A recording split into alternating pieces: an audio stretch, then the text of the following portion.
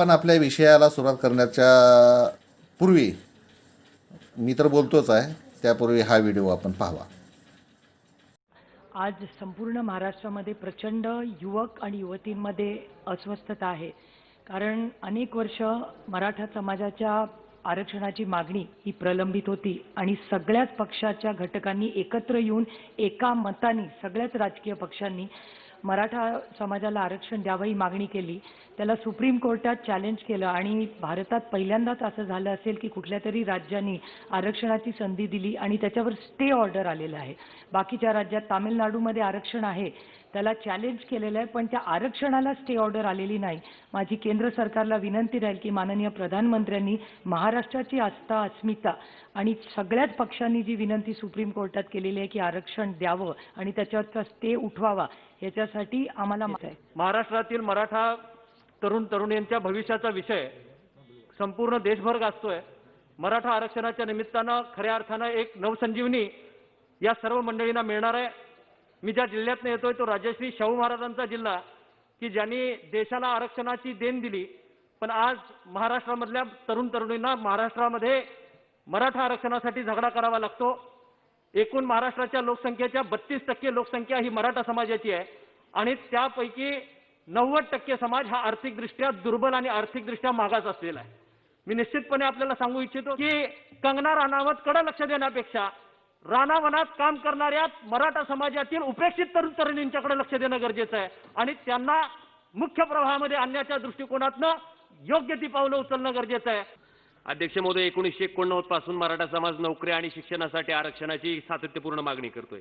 अध्यक्ष महोदय, ह्या आरक्षण मिळावं म्हणून मराठा समाजातील असंख्य युवक आणि युवतींनी त्या ठिकाणी स्वतःच्या प्राणाची आहुती ह्या आरक्षणासाठी दिली. अध्यक्ष महोदय, कधी नव्हे ते लाखोचे मोर्चे अतिशय शांत आणि संयमी मार्गाने ह्या मराठा समाजानं काढले आणि ते यशस्वी केले.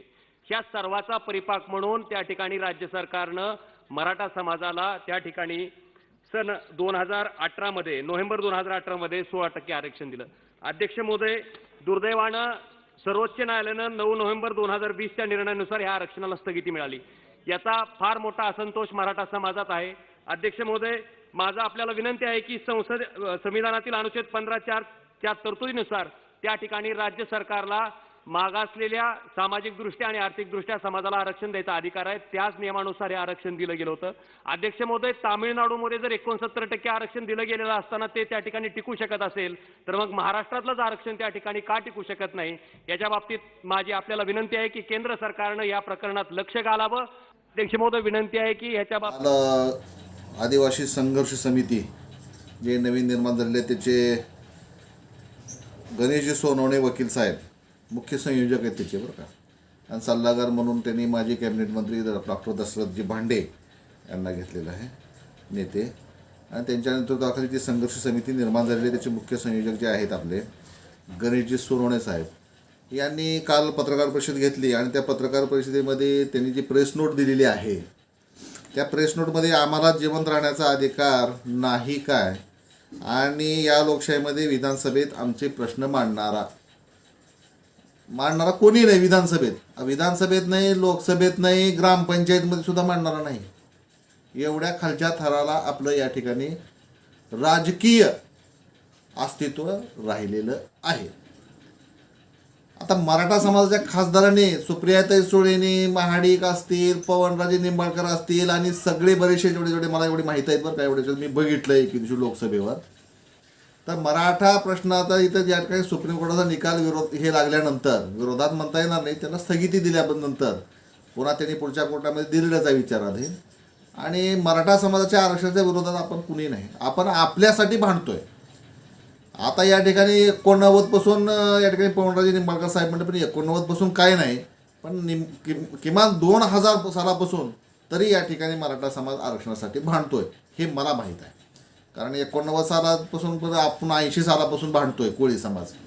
मराठा समाज भांडते असेल, आता मला त्याची काही वैयक्तिक एवढी माहिती नाही, त्यांच्या नेत्याला माहिती असेल, परंतु 1980 पासून कोळी समाज मराठवाड्यातला भांडतोय. मराठवाडा या ठिकाणी महाराष्ट्रामध्ये निजामाच्या सरकारमधून इकडं स्थापित झाला, परंतु तिकडले ट्राईबमधून सय्यद सिराजुल हसननं उल्लेख केलेला आहे मराठवाड्यातल्या लोकांचा, त्यांना या ठिकाणी ट्राईब म्हणून मिळत नाही, त्यांना बोगस ठरवलं जातं आहे, त्यांचं अवैध केलं जातं आहे, त्यांना हायकोर्टात सुप्रीम कोर्टात जाऊन आपला दावा सिद्ध करावा लागतो आणि हे गोरगरिबाला जमत नाही. हे आरक्षणापासून वंचित आहेत आणि स्वातंत्र्यापासून वंचित आहेत आरक्षणापासून हे लोक. म्हणजे जसं या ठिकाणी हैदराबादच्या निजामाचं संस्थान विलीन झालं, भारत सरकारमध्ये आलं, आदिवासी मंत्रालय झालं, आदिवासी मंत्रालयासाठी वेगळं बजेट वेगळं हे सगळं व्हायला सुरू झालं योजना, तेव्हापासून या लोकांचं नुकसान झालं आहे. या लोकांना या ठिकाणी न्याय मिळालेला नाही. यांची या ठिकाणी या स्वातंत्र्य मिळाल्यापासून पायमल्ली झालेली आहे. तर ह्यांच्या नुकसानीची भरपाई देण्यासाठी बोंबलणारं आपलं कोणी नाही, हे मला सांगायचं आहे. मराठा समाजाचे हे लोक सगळे, आत्ता तुम्ही अगोदर व्हिडिओ बघितला ना, ते व्हिडिओ पण तुम्ही बघतायच की त्यांच्या आरक्षणासाठी भांडणारे त्यांच्या खासदार आहेत, त्यांचे आमदार आहेत. आपला मागे एक आता तुमचा दशरथ भांडे साहेब एक मिनिस्टर झाले, अनंतर एक आमदार झाले, कांती कोळे, गणपतराव कोळे, काय ठराविक 1-2 लोक सोडलं तर आपलं कोणी नाही. पण त्यांचा आवाज या ठिकाणी दाबला जातो, त्यांना या ठिकाणी गप्प बसवलं. पॉलिटिकली राजकारणातून, पक्षाच्या स्वार्थामध्ये त्यांना सांगितलं जातं तू असं केलास तर तू या ठिकाणी राहणार नाहीस असं सांगून त्यांना या ठिकाणी गप्प बसवलं जातं. आपलं नेतृत्व करण्याचा प्रयत्न केला, बऱ्याचशा लोकांनी केला, तरे साहेबांनी मी मन लावून केला, पुन्हा कांतीबाई कोळींनी केला अगोदर सुरुवातीला. परंतु त्यांना ज्यावेळेस कळालं की बाबा हे काही एवढं विशेष नाही, आपले जमानीचे लोक आहेत, तेही आपल्याला काही या ठिकाणी उच्च पदावर बसणार नाहीत किंवा आपल्याला सहकार्य करणार, ही ज्यावेळेस जाणीव निर्माण झाली त्यावेळेस या ठिकाणी त्यांनी सुद्धा काढता पाहिजे. आता रमेशदादा पाटलांनी बी या ठिकाणी थोडं काम केलं. आता करोनामुळे केलंय आणि कशामुळे केलंय हे त्यांना माहीत आहे, आपल्याला काही ते म्हणजे आणखी त्याचा निष्कर्ष निघायचा आहे. असो, तर या ठिकाणी 2014 पासूनच्या अगोदरचा इतिहास सोडून त्या 2014ला तर या ठिकाणी अमित शहानं बोलला, त्याच्या अगोदर ते देता की जातावर तर एवढी चर्चा झाली आहे, ते एवढं हिटलंय की त्याचं चर्चासुद्धा करावं असं वाटत नाही. कारण ते फडणवीसनं जर केला असता काही ना काही, निदान धनगर समाजासाठी एक JR काढून त्यांनी या ठिकाणी योजना तर केली होती, एवढा रक्कम एवढं हे असं तसं काहीतरी केलं होतं, परंतु तेवढं सुद्धा या ठिकाणी केलं नाही.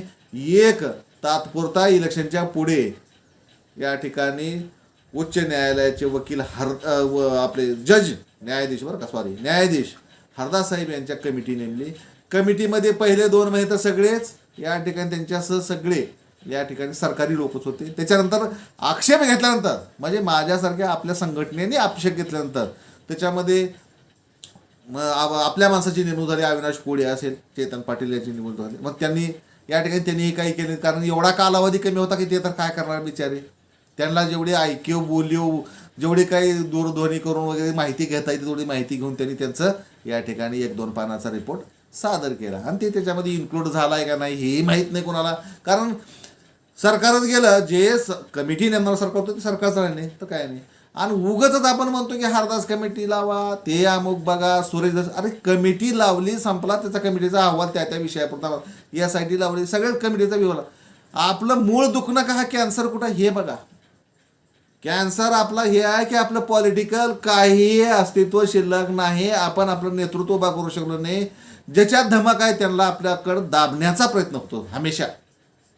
त्याच्यामुळं या ठिकाणी तुमचं किती बोलणार सांगा, एक धडी किती बोलणार, धडीचं बी काय हे करणार नाही की एक आणखी कोणी निर्माण झालेला कार्यकर्ता पदाधिकारी चांगला कोण बोलणार, गणेश अंकुशराव किती करणार, ते अमुक किती करणार, ते हनुमंत मामी लॉटन एक जोशमध्ये येऊन तरुणा जवान होता, त्याने बी काम केला, त्याने बी अडकला, आम्ही बी अडकलेलो होतो अगोदर, आम्ही बी एस टी फोडलेले हे फोडलेले सगळे गुन्हे सगळे अंगावर घेऊन लोकांच्या केसेस अंगावर घेऊन आम्ही सुद्धा थकून गेलो, तरीसुद्धा आम्ही बोलतोय. कारण काय, आम्हाला जातीचा अभिमान आहे, आपल्याला दिलेल्या सगळ्या गोष्टीचा अभिमान आहे, ह्याच्यासाठी आम्ही बोलतोय. आम्हाला काय त्याच्यामध्ये पडलेलं नाही.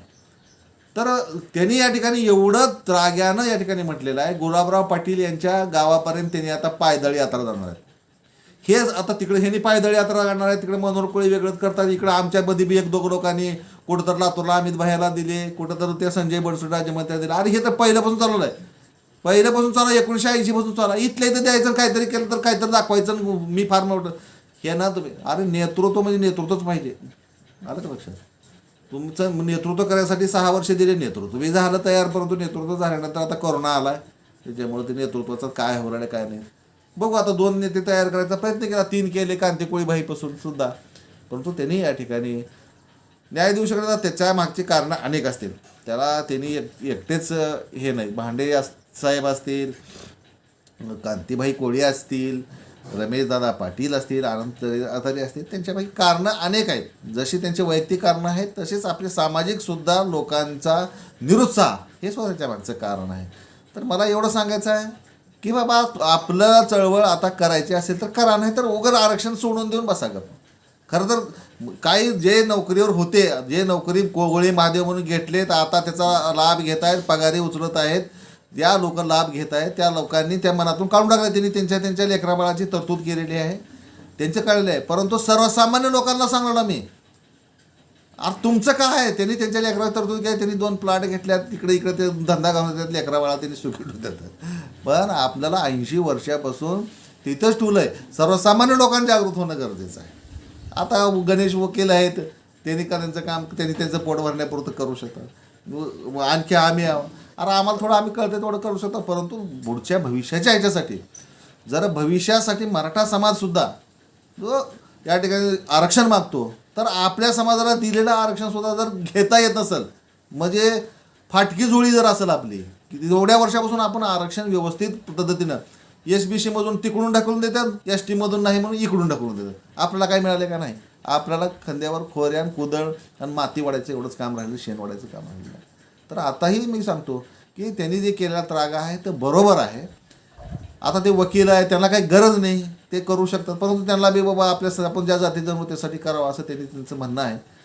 तर आपल्या लोकांनी सुद्धा जरा ह्या मराठाच्या आणि आपल्या नेत्यांनी सुद्धा जे काही तुटपुंजे थोडेफार हाताच्या बोटांमध्ये त्या नेत्यांनी सुद्धा जरा विचार करावा की आपलं काही असतील मतभेद एकत्र यावं, एकत्र येऊन या ठिकाणी या आरक्षणाच्या लढाईमध्ये सगळ्यांना या ठिकाणी जनजागृती जसं होईल तसं करण्याचा प्रयत्न करावा, अशी या ठिकाणी माझ्या वतीने